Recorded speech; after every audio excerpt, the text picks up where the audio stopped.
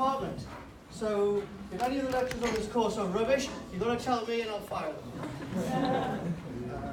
And also, yeah, I guess that's all I need to say. Over to Colin. Yeah, and I suppose some of you might not have been taught by me. I'm Conor McBride. I'm deputy head of department, so if my lectures are rubbish, he can fire me. I guess, well, we've got the 1-minute papers going around. They're, if you've seen this system before, they are an opportunity. They're an attendance mechanism, so please do fill one in, but they're also an opportunity to indicate things which are making sense to you, and more importantly, things which are not making sense to you. So I suppose we should try and make some sense. It's always an idea. You're on first. Right. So, Okay, so first thing I'm going to do is take my jacket off.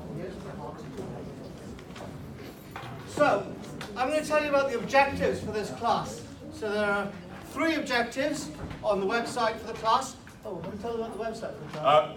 Owing to a minor technical mishap, neither of us currently has the privilege to edit the MyPlace resources for this class, which is a bit of a pain in the bum. But we're getting that fixed as quickly as possible. Inevitably, of course, we're not actually going to put anything on MyPlace except for a link to the real website, and that does exist. In fact, while Neil talks, I'll connect a computer up, Okay. and the website will appear behind him. Right. So, in dynamic activity, you're about to see the website, and the website, the first thing it does is talks about the objectives of this class. So what we want to do is tell you about programming languages. You've used programming languages, we've taught you programming languages.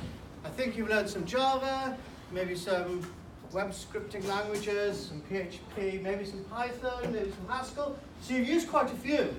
And by this stage you're realizing, God, there's a lot of them. But what you've not really done is figured out how they work.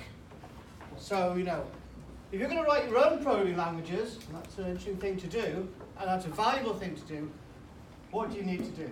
If you like, that's the point about this class. It's how to understand how programming languages work, and how to therefore be able to write your own. If you know how to write your own programming language, you pass this class.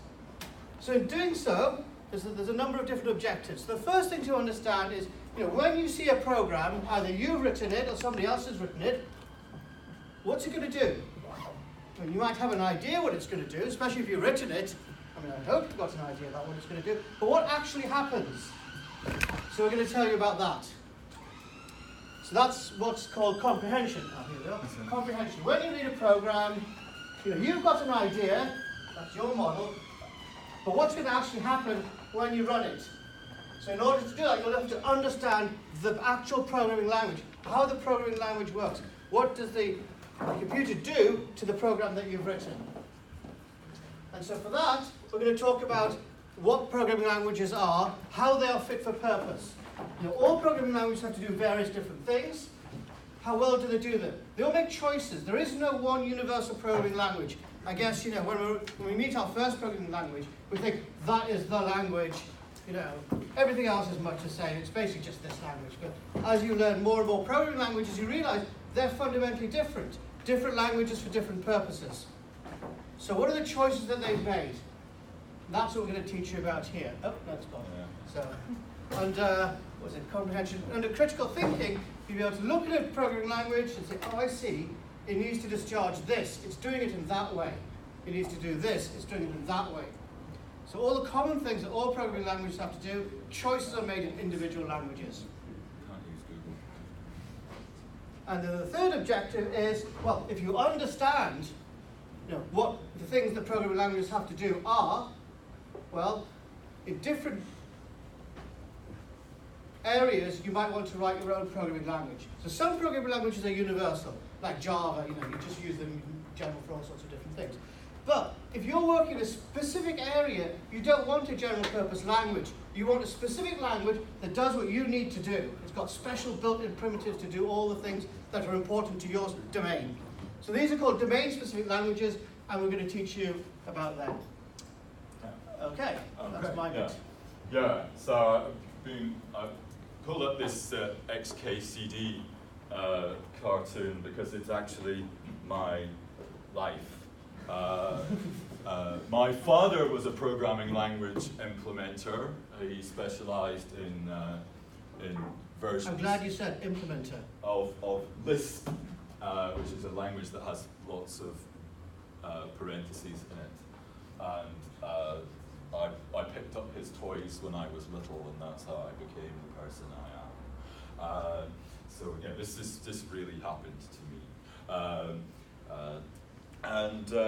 So we're so glad we're teaching this class because it's what we actually do for a living in various ways. This is programming languages, definition and implementation. And Neil is an expert in the definition of programming languages, in the tools that allow you to say what programs mean. And whilst I wouldn't characterize myself as an expert, I at least have a habit of implementing programming languages, as some of you. You may have heard the modesty klaxon going there. Okay, I suppose I should do the usual administrivia. Let's see, where did I hide that website? It was one of these ones. Ah, it's this one, right. So the URL is too small to read because I'm plugged in with HDMI, but I'll send a message around. I've got a website for this class built on the same server that I use for CS106. It is, of course, under construction, but that's where this class will live. And I guess what else? So I will, as soon as I get access to the My Place page for this class, I will put a link to this site on it. And hopefully that way you will find it. I'll also do the old-fashioned thing of sending around an email. Would that work? All right. Okay. Okay, let's do lectures. So that's now. So Tuesdays at noon here in this wonderful room that means you can't see all the people all the time because pillars in the wrong place. And on Thursdays at 11 we have the much lovelier McCants 303. On Thursday mornings, we also have a lab session at the joy of 9 a.m. Woohoo. And then something weird happens at 10 a.m. So Thursday morning is CS311 morning from 9 until noon. It starts with an hour that is definitely in the lab, and it finishes with an hour that's definitely in McCants 303. But in the middle, we actually have both booked, starting from week 3. We've only got the lab in weeks 1 and 2. So that will either be more lab or a tutorial session rather than a 2-hour lecture. But that will either be a lab in level 12 of Livy Tower or a tutorial also in McCants 303. I promise you, if we're doing 2 hours in McCants 303, there will definitely be a half-time break. Not least because I need a cigarette. But so I'll have one whether I need one or not.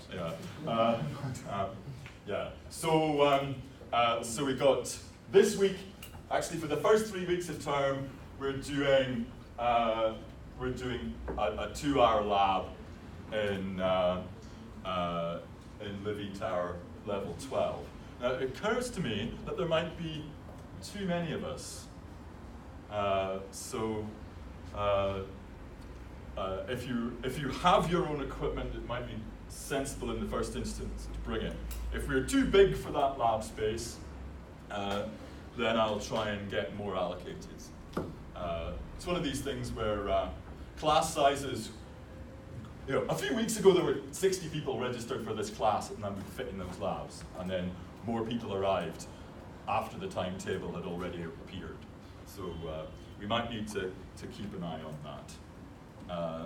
Okay, but the crucial question is what the hell you have to do to pass the class. So let's get there. This class is on the books as 30% coursework, 70% exam. And because the score for this class counts towards your final degree classification, like all third-year classes do, we can't fool about with some people doing exams and some people getting exemptions, I'm afraid. The method by which we arrive at a score has to be uniform, and that means we're not allowed to run an exemption scheme, for which I can only apologize. So everyone does the exam at the end of semester, and that will be an exciting 2 hours in an exam room somewhere. Is this anybody? Will that be anybody's like first ever paper exam at this university? Maybe. Anyway, that's the deal we've inherited, and we are not in a position to change it just now. The 30% coursework is going to consist of 4 assignments, and our current plan is that these will be due on the Mondays of weeks 3, 6, 8, and 11. We got a fun plan designed to encourage peer-assisted learning. The idea is that each assignment will have a homework phase and a test phase. So you start off on the homework phase, you get 2 or 3 weeks to do a task, and you do it in groups of 3. And we'll be making a group assignment later this week. So groups of 3, hopefully collaborating and figuring out what's going on. You hand in your homework on the Monday, and then in the lab session the following Thursday, you do the second phase of the assignment individually. And this is just to sort of generate appropriate evidence that you have individually learned something from the experience.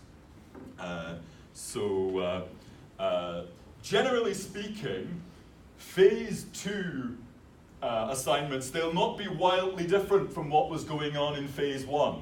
If your group has collectively cracked phase 1 of the assignment, then individually you should find phase 2 no bother. The obvious thing that we're trying to deal with, might as well be transparent about it, is that we're trying to address one of the difficulties with group work, which is that people sometimes zone out, leave the others to do the work, and collect the credit anyway. The phase 2 mechanism is partly in place to ensure that if you as an individual don't get the message of what your group has constructed, then that will bite you. Okay? So work together in groups and make sure everybody in your group is along for the ride. is the message. So in particular, we're going to have a lab exercise on Thursday, which is mostly a bit of fun. It doesn't count towards your score for this class.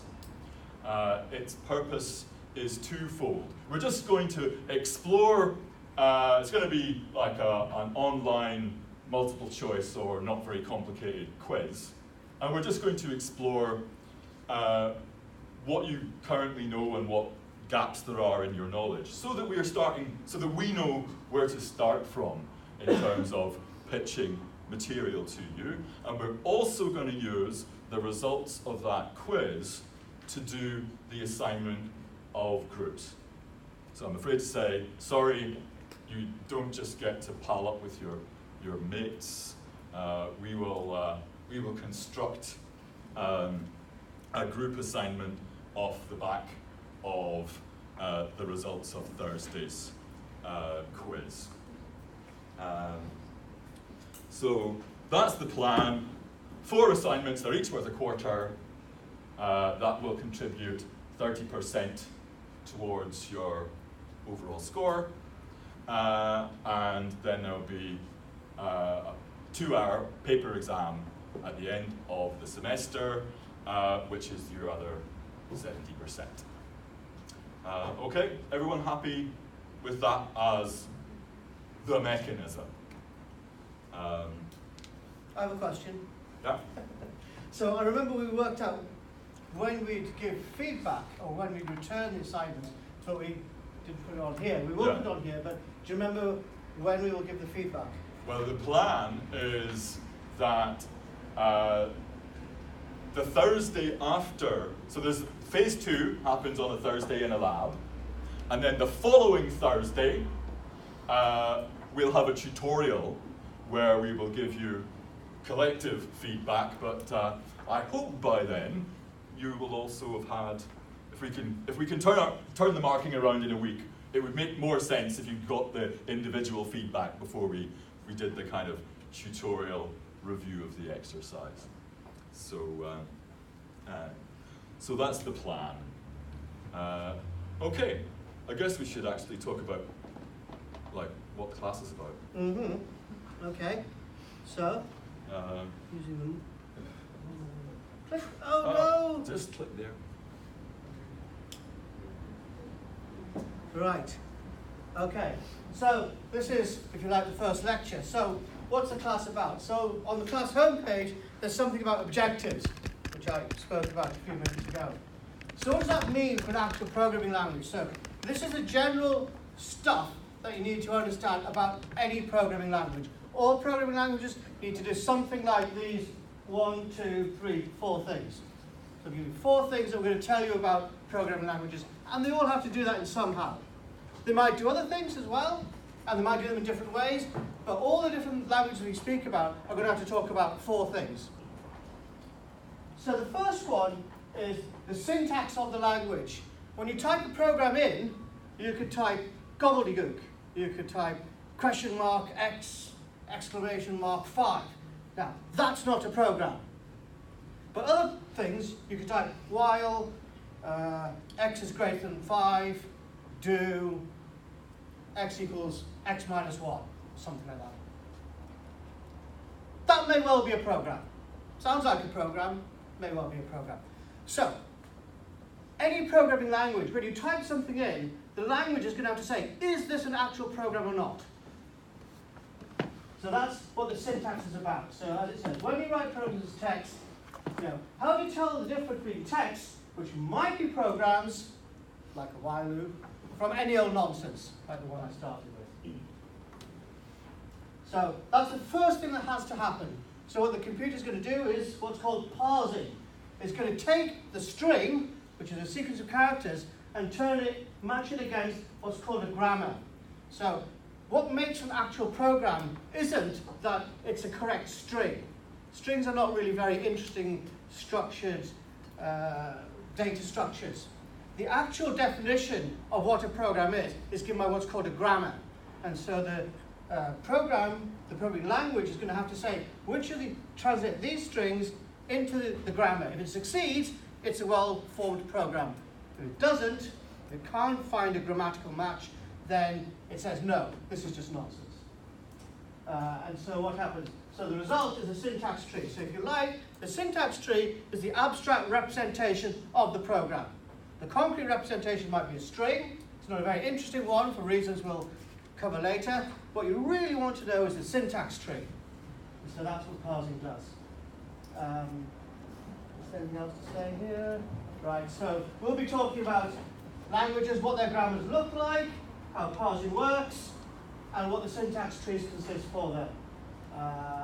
Some of the differences and limitations, and some quotes missing here, and whatever else is needed. So that's the first thing, the syntax. When is a string an actual program, i.e. when can it be parsed into a syntax tree? Yes, because in particular, ampersand ls quote semicolon does not parse as a valid HTML entity. So in fact, indeed, there's a programming language behind this, and as we spotted, this is not a valid string for that programming language. We've tried to deal with it. It says, what are you talking about? This is garbage. And it spat out some garbage in return for us.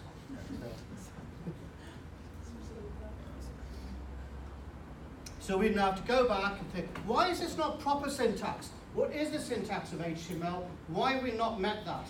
When we figure that out, we'll change our typing string, and then hopefully something nice and pretty will occur here. Okay, I think I'm up next. So yeah, next thing, we'll be talking about the dynamic semantics of programs. Maybe I'll go over here and talk about the dynamic semantics of programs with the camera pointing at me. So right, programs don't just sit there looking cute. They're supposed to go, right? You want them to do stuff when you run them. You don't just say, oh, that's a beautiful program, and frame it and put it on the wall.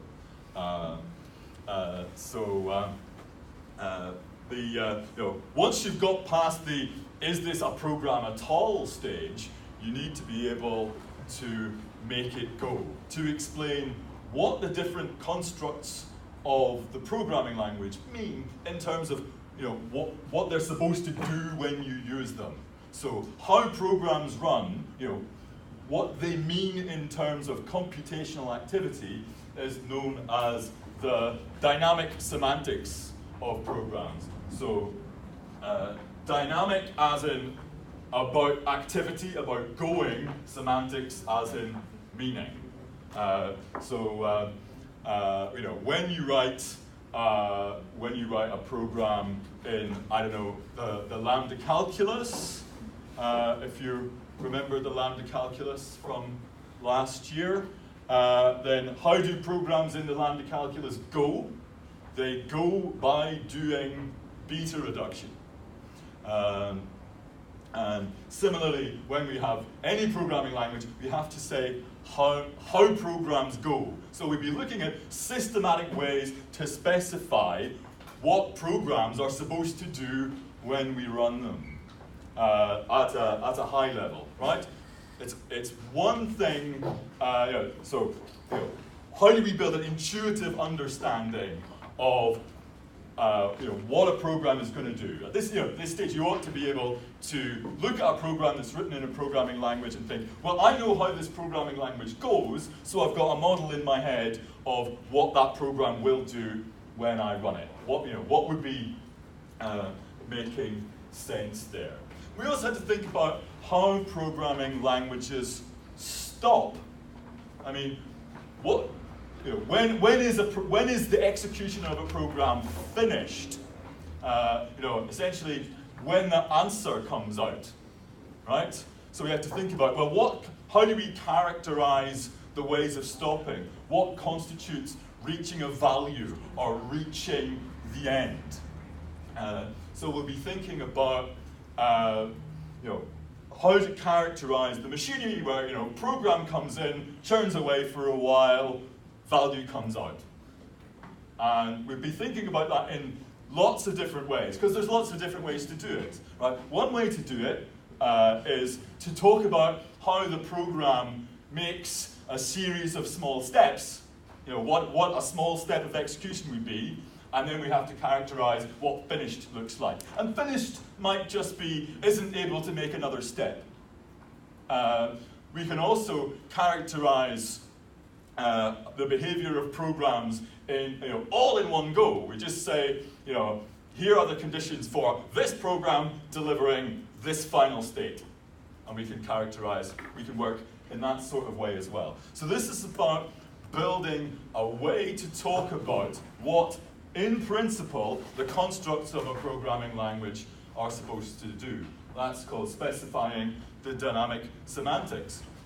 But it is also the case that not everything that fits the grammar of a programming language is necessarily a sensible thing, right? So in particular, well, why don't I just Google it? Yeah, so that's what static semantics is about. Neil, why don't you do some static semantics? I will do. Are you going to help me? Yeah, okay. I'm going to Google the new Kayama sign. Well, while we do that, I forgot to introduce one of our helpers. So this is, what's your name again? Stuart. This is Stuart. So he's helping us give the course. So he's going to be in the labs.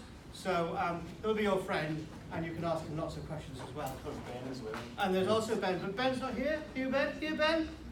Any Bens? No, Ben's not here. No, Ben's not here. Okay. So we'll have 2 demonstrators helping in the lab. So that's what you get from having a head and a deputy head taking the class. You get lots of demonstrators to help you as well. Okay. Thank you. That's all I wanted to do. So, right, yes. So what Connor said, what I started off by saying was, when you write a program, is it a valid program? That's what the syntax is. The syntax says, these strings are okay. Those things are garbage, but these are okay. And what Connor said was, okay, when you've got your okay program, you press the button, you press run, and you hope you get your number out or something. But sometimes that doesn't happen. And all sorts of things can go wrong. Somewhere in the middle of your program, you could be trying to divide by 0. Somewhere you could be trying to access a variable which hasn't got a value. Sometimes you might be trying to add things. And, oh no, one of the things you're adding is a number, but the other one's a string. So all sorts of things can go wrong. And rather than leaving it to you to press the run button and find out, instead of getting your lovely number that you hope for, you just get an error or an infinite loop or something like that, static semantics tries to get in there before the dynamic semantics, and it tries to do a little bit of understanding. See, is this program, it's a well-formed program, the syntax is right, but is it really going to give us a number? Is it really going to run and give us a value at the end? Now, we can't be perfect, ultimately, you have to run it to see if it's going to work. But there's lots of different things we can do. And that's what dynamic semantics is. It's like saying, oh, sorry, that's what static semantics is. You know it's static because you're not running it. When I talked about dynamic semantics, what happens when you run your program to get your values? There's a static semantics, you're not running it, you just say, oh, I've used the plus symbol. That means you two must be integers. Or, I'm taking the head of a list. All right, so you must be a list. Or, you're a procedure, so you need some input. Well, is there some input there? So, that's the kind of thing we do in, let me get this straight, static semantics.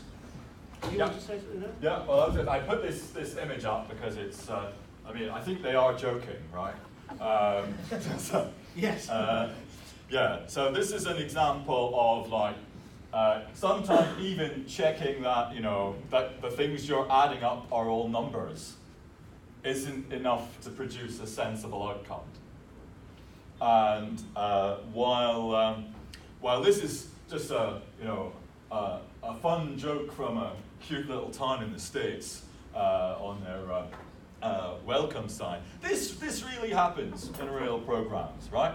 And in particular, the software for Ariane 5 was put together by different teams, and they didn't agree on which units of measure they should use for distances.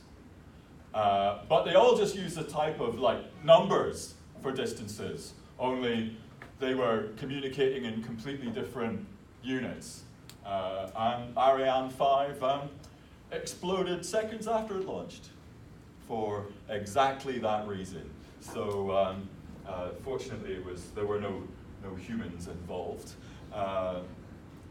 But that's the sort of thing where actually, how much can you validate that programs are in some way sensible, and that pressing the run button wouldn't be a bad idea, right? That's that business. So I think, if my memory serves me correctly, that cost tens of millions of somethings, dollars, pounds, euros, tens of millions. And the problem was that at some point, some people added 7 feet to 3 meters. And because it only said 7 is a number and 3 is a number, the program thought, that's okay, we can add 7 and 3. But they didn't specify in the static semantics whether they should be using meters or feet. So that's the sort of thing, problems we can track. We don't need to run the program, we don't need to blow up our rockets, just on the machine in front of us, we can check that sort of thing doesn't happen. That's the value of static semantics. I'm just finding the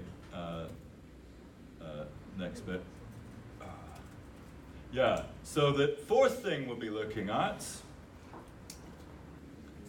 is, if I can only find my idiot cards, is compilation. Have I typed in the right URL? Yes, I have. Right, so you know, of course, that when you write a program in a high-level programming language, your computer's central processing unit does not understand that program. The CPU understands only the machine code of that particular computer. So something has to happen to your program in order to get it to work, in order to make the dynamic semantics of that programming language into an actual computational thing that happens on a box. And there are various ways to achieve that, but one of the ways that is most common and is most effective is compilation. That's to say, we literally translate the program from the language that it's been written in, the high-level language, into the machine code for the machine that we want to run it on. And we'll be having a look at how compilation happens. And indeed, we'll be building some compilers. I might show you one in a moment. So we'll be studying all the stages from syntax, how should a program go, dynamic semantics. Does this, is it a sensible idea to run this program, static semantics, to how do we actually make it go on a real computer? That's compilation. And one reason why we care about working with a high-level dynamic semantics for programming languages is to think about whether we've got the compiler right. I mean, think about how frustrating it is where you write a program, you know what the program is supposed to do, you've used the right constructs in your programming language to do that stuff, and then when you compile the program and run it, it doesn't work because there's a bug in the compiler. Right? This is, compiler bugs are extremely annoying and they're extremely expensive and they cause great disappointment to ordinary programs who are just doing their job and doing it right. So, so compilers are things where you have to work at quite a high level of precision to get the details right. Because one for sure, you can't get away with like a compiler eating some source code and then kind of generating a bunch of machine code that it thinks is kind of sort of maybe the right thing, and then asking the programmer, is this what you meant? If not, I'll try again, right? The compiler cannot write programs in machine code using the same method of test and regret that some of us use when we're writing actual programs. The compiler has to do the right thing and mean it. Okay, so those are the four aspects of programming languages we'll be looking at, and we'll be looking at two programming languages in particular. This is your bit, Neil. My bit. Right. Okay. So yeah. So like what we've said is that programming languages must do four things. They must have a defined syntax. They must tell you what value a program will give you once you run it. They tend to, because it's really, really important, do some static semantics to try and check if the program is actually going to give you that value. And then the most important, the sort of technical whiz of programming language definition of implementation is writing the compiler, which will turn the actual code into machine code you can run on the actual piece of hardware on your desk. So, four things. What we're going to do is exemplify that with two specific programming languages.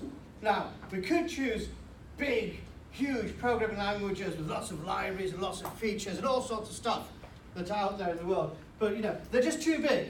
Remember, what we're doing is we're teaching you the basic ideas so you know how to apply them into all sorts of different settings.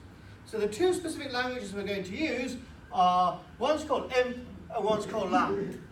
And we're going to exemplify those four features for imp and for lamb. Now, these are simple languages, and that's good because they're tractable. But they actually underpin all the basic ideas of all modern programming languages.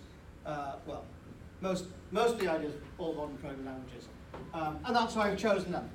So imp, it stands for imperative. So this is what lies underneath Java, underneath C, underneath Pascal, underneath all sorts of programming languages, some which died even before you were born. I think the programming languages are old enough for that now? Yeah. Right, so this is in some sense the simplest, it's one of the simplest basic programming languages. It's only got three things in it. I think it's only got three things in it. Pretty much. It's got Pretty much. Pretty much. It's got assignment, x equals 0, that kind of stuff. It's got if expressions.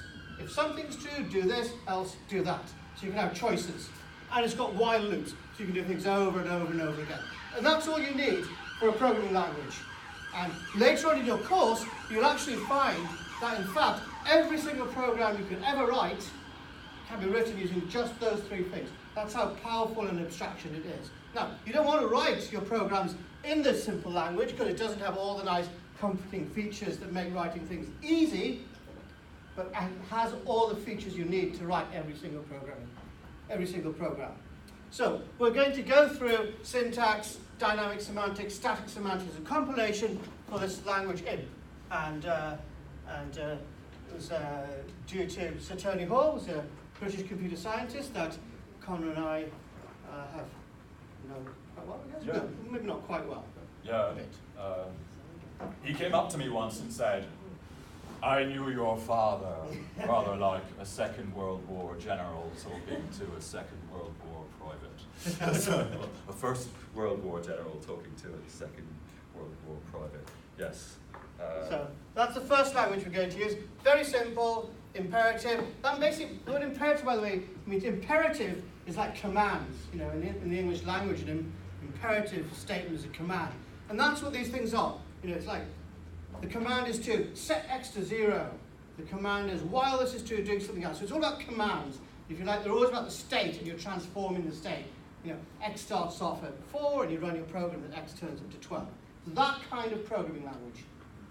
So that's the first of our two programming languages. And the second programming language is it's called the lambda calculus, and that has, again, it's very simple, but very powerful. Again, it's so powerful, it can write every single program that you could possibly ever write. And it's got three things in. It's got variables, so very simple stuff. It's got what we call function application. So if you like, if you've got a program which requires some input, you can give it the input and then create a new program. That's function application. Or if you like, you've got a method, you can give it some input.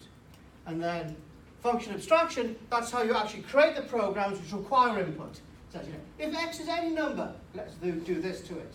Or if x is any string, let's do this to it. Take a integer as input and then do this to it. That's what function abstraction is. So that's all you need, just those three things. So you'll have seen a bit about this. This is the sort of thing that underlies Haskell that you'll have seen in the second year. Yeah. So I think Richard taught it last year, right? You're no strangers to at least the notation of the lambda calculus, and you can all do beta reduction. You'll be glad to know that the machinery we give you will do beta reduction for you, so you will never have to do it again.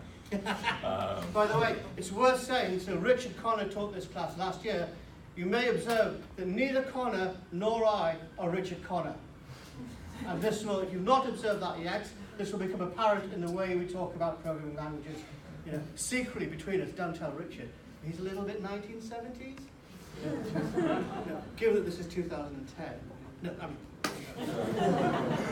Meg, I'm a bit out of date as well. Yeah. Anyway, so we will not be, this is the sort of thing that some people used to sweat over. It's like learning Latin. You do this and it's painful, it's good for you. We're not going to do it that way.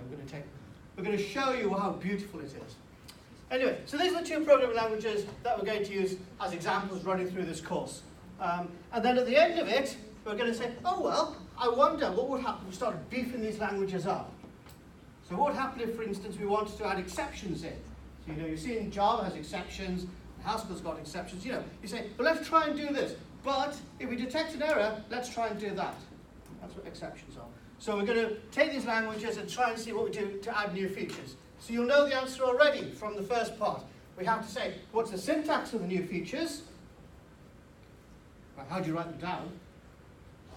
What's the dynamic semantics of the features? How do you run these new features? What's the static semantics of these new features? How can we add extra information that we can check at compile time to it? How can we add extra information to make sure that our programs with these new features are going to work? And how do we compile them? So this will be like, and by the time you're doing this, you'll be able to write your own language. So that, I don't know, you're all computer scientists, I hope you find that cool. I think it's cool that we can write our own languages. Yeah, and I do it all the time. That's how I get stuff done.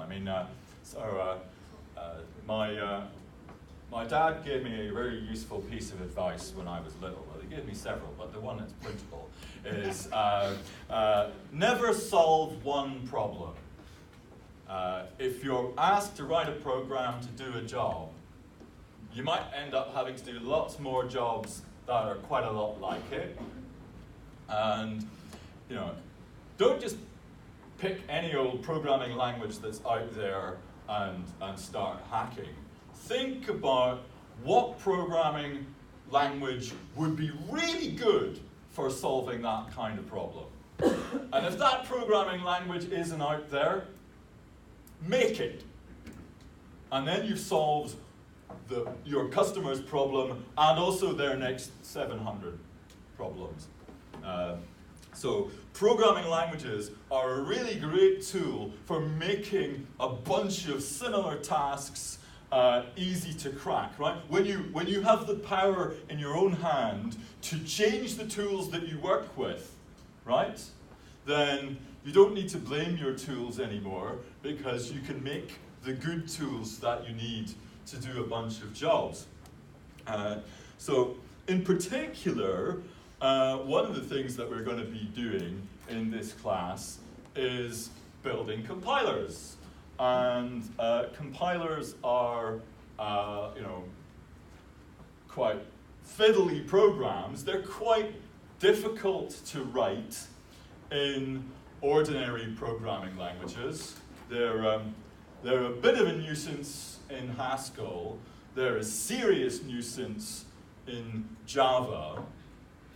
There's no way I would ever ask you to build programs as complex as compilers in a regular general purpose programming language, not in the course of one semester. So let me see if I can even find my mouse pointer. I can. That's not the language, that's from my previous lecture.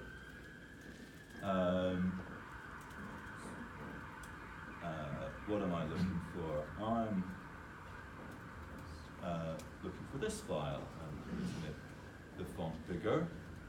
So this is the compiler for IMP. And yeah, so this is the shut up alarm. Yeah, so I'll just sort of flash this up as a teaser. Right? What I'm saying is that I'm practicing my own philosophy of